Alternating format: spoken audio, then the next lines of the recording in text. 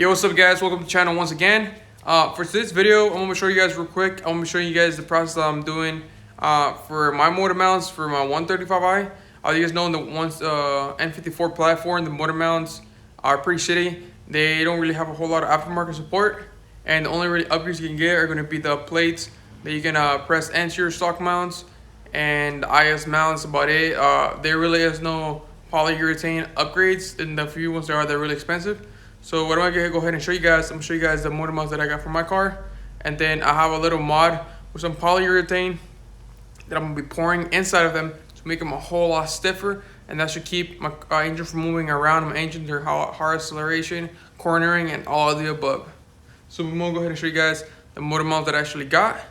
And then I'll show you guys what I'm gonna be doing. These are the motor mounts I actually went and bought at AutoZone. They were about $30 a piece. They were pretty cheap. You can see they actually work pretty good at just out the box.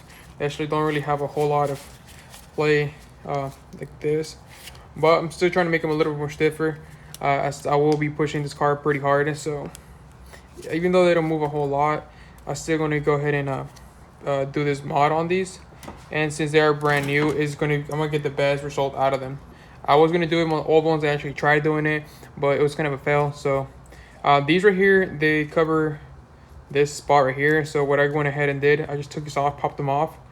And this is kind of something that I seen people do, like just on the older cars, or just a lot of old heads do this stuff on their vehicles. They would do fully poly bushings of their own. And what I actually tried doing with my old ones, I actually tried going ahead and taking the bottom cap off and taking everything off and only leaving the aluminum by itself, and then filling up the whole thing with poly.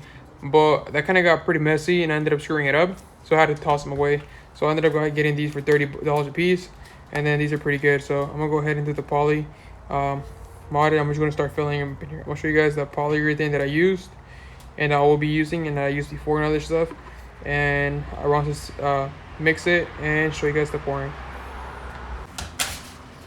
So this is the brand that I'm using for this poly. It's a 7080 Shore. So this is 2 parts A and 1 part B. And as you can see, these are empty. I used them on other stuff before, so yeah, I'm gonna be using them on this today.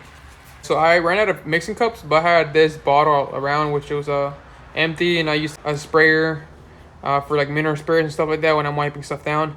But it does have a little neat mark on here, so I did up 200 millimeters or milliliters of part A, and then I did 100 of part B. So I got 2 to 1 mix done. So what I'm gonna go ahead and do now, I got this little funnel. It's gonna take a little while to actually get all it poured in there. It's a pretty small hole, but we'll get it done. And I'm gonna go ahead and just start pouring in there. Start off the corners, and then I'm gonna go ahead and do all of them like that.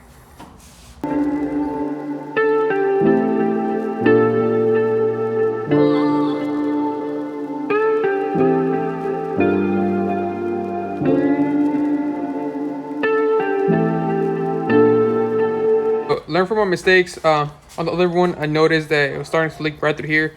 I didn't really think it would leak, but as you can see, these holes actually go all the way through. So I got some Play-Doh. If you guys don't have Play-Doh and you guys are in the shop, you can use some silicone, but the silicone will have to take a little bit to actually sit. Once the silicone is fully dry around here, you should be fine. But since I want to do this quickly, I'm gonna go ahead so I already have a mixture going. I'll start getting harder little by little bit. So I'm gonna use some Play-Doh, put some Play-Doh all the way around it. And then after that, I'm gonna go ahead and start pouring this one. Alright guys, so I got the Play-Doh all the way around, as you can see. I just try to smear it onto here, onto both sides, just so the polyurethane itself is pretty thick, so it won't just go through any gap. It has to be a pretty big gap for it to actually flow. But so once with this Play-Doh on here, it should prevent it from actually flowing out. Another thing, once you're done, this Play-Doh should be pretty easy to take off, with only leaving a tiny little bit stick onto the polyurethane, which at that point you can probably just wash it off. So I won't actually be showing you guys the pouring of this one, since it's the exact same procedure did for the other one. So I'll be doing that off camera, but I'll show you guys once they're fully done and how they're looking. Okay, so after quite a bit of pouring all the way around, to show you guys. The ESNC once you're pretty much done is when these actually start flowing up, and you might get a little bit messy, but some of this stuff you can clean it up after you're done. You can go ahead and scrape it off a little bit and do a little bit of cleaning around. Also, they're motor mounts, so they don't really have to be that pretty as long as they get the job done and they do it correctly. So that's the biggest thing I'm shooting for. I just want to have good motor mounts that you're gonna be able to take the lateral forces and um, just the force of the engine moving around. So this is good to go. I'm gonna have to go ahead and move on to the other one, and then after I'm done with both of them, I'm gonna go ahead and let this sit overnight. It's been about 16 hours since I poured the poly in these. As you guys can see, I did go ahead and clean up all the Play-Doh that I used in the bottom. There's still some in there, but it should be fine. I used just a little brush and brushed it off, cleaned this off as well. And you can see this one, I was able to fill it up all the way to the top really nicely. I'll put this back on here. The motor mounts are looking really good. They have no side-to-side play at all, or either way. And the poly itself is not fully cured. It's still somewhat soft to the touch. If you touch it, you can feel it's a little bit sticky. So it's not 100% hard yet, and it's already pretty stiff. This thing is not moving anywhere. And on the other one, I was running a little low on poly, and I didn't want to do another mix. So it is a little bit just low. It's not too much.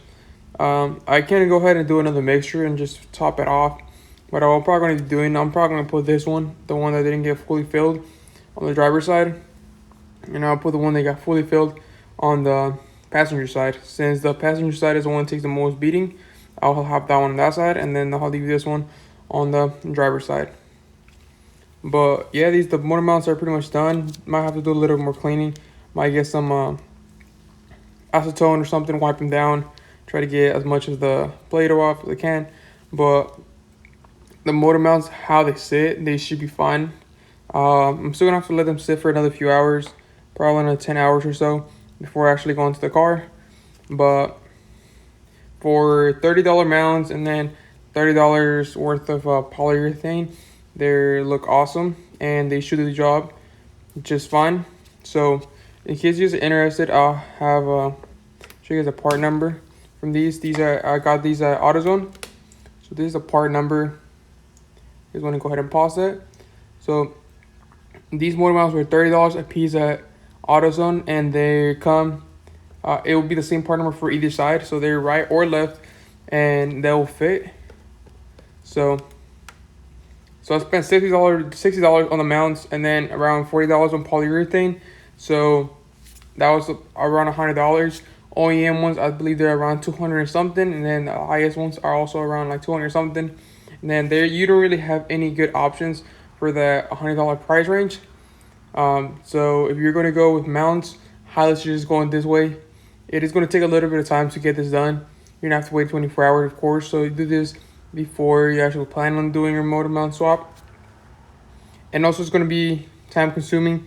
And just be really careful when you're pouring that polyurethane. You don't want to get real messy. Take your time. Well, not too much because it'll start getting hard. But take your time and do it right. Make sure that you can see all the air will start coming out. It will fill up quite a bit down here, and then it will start pouring out through these holes. Once it starts pouring out through these, you're pretty much done. And just wipe it off. Some of it will pour out the side. Just make sure to go ahead and wipe that down, and then just let it sit for about 24 hours, and then you should be good to go. So that's going to be it for today's video. I just want to go ahead and show you guys these motor mounts that I'll be running. Another thing I'm also going to be using, I got these motor mounts. I had originally gotten these for my E30. These were from like Logistic. They're exact same size as the E90s or any E-series pretty much for the transmission, for the manual transmissions. So these polyurethanes are also 80 Shore. So I'm gonna go ahead and install these on the 135i, since I did get Condor Speed Shop ones for the E30. So I pretty much just have these laying around and they're just extras. So these are the exact same ones. So I'm also going to be upgrading my transmission bushings or transmission mounts on the 135i. And now with those upgrades, engine mounts, it should be a whole lot stiffer, my engine and transmission. And another quick little update, I finally actually got my timing chain guides for the N54. So I'm going to go ahead and do that here soon. and I also got a few other parts. So I'm hoping that by the time that those motor mounts are fully dried up tomorrow, I can go ahead and put the motor in the car and get the wiring tucked and then finish up the wiring. And at that point, we should pretty much be done and ready to start up the car and take it for a drive. So once again, thanks for watching. If you're new to the channel, make sure to go ahead and subscribe so you don't miss out on any of the content I got coming up. And if you're a return subscriber, once again, thanks guys, and see you guys next time.